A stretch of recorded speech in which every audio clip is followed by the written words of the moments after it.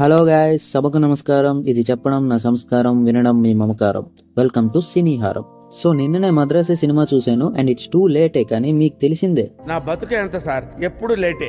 Okay, movie ఎలా ఉందనే విషయానికి వస్తే it's good but not so good. ఎందుకు ఇలా అంటున్నా అంటే let's discuss some of the points about the movie. First point, screen play. ఇప్పుడు మన కమర్షియల్ మూవీస్ లో ఉన్నట్టు ఒక డాన్స్ సాంగ్, ఒక item song, fillers, comedy scenes, separate love track అలా ఏమీ కాకుండా మురుగదాస్ గారు కమర్షియల్ సినిమా అయినా సరే ఏ పాయింట్ లో కూడా స్టోరీ నుంచి డీవియేట్ అవ్వకుండా ఫుల్ ఆన్ సీన్స్ అన్ని స్టోరీకి లింక్ అయినట్టే ఉంటాయి.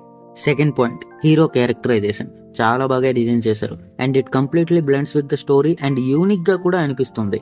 మెయిన్ థింగ్ ఏంటంటే ఒక కమర్షియల్ సినిమాలో ఇంత గ్రౌండ్ క్యారెక్టర్ ఉండటం it's a huge step. Mainly hospital scene అయితే it's too good. Third point, heroine character and love track.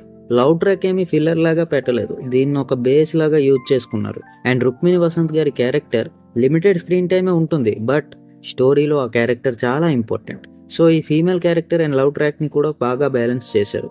మరి అన్ని ఇంత బాగుంటే వై నాట్ సో గుడ్ అని అన్నాను అనుకుంటున్నారా? ఫస్ట్ హాఫ్ చాలా బాగా ఎస్టాబ్లిష్ చేశారు అండ్ ఇంటర్వెల్ సీన్ సెటప్ మొత్తం పీక్ లెవెల్లో ఉంటుంది with Anirudh BGM. But second half లో స్టోరీ కొంచెం రిలాక్స్డ్ గా అయిపోతుంది. Mostly depends on the action part and కొన్ని యాక్షన్ సీన్స్ బాగా అనిపించాయి, బట్ ఇంకా ఏమి ఇంట్రెస్టింగ్ గా అనిపించదు స్టోరీ వైజ్. స్క్రీన్ ప్లే కూడా నాట్ సో ఎంగేజింగ్, దీనివల్ల ఎండ్ వచ్చేసరికి ఇన్కంప్లీట్ ఫీల్ వచ్చింది. But surely it's a watchable movie. Ignore చేసినంత బ్యాడ్ ఫిల్మ్ అయితే కాదు.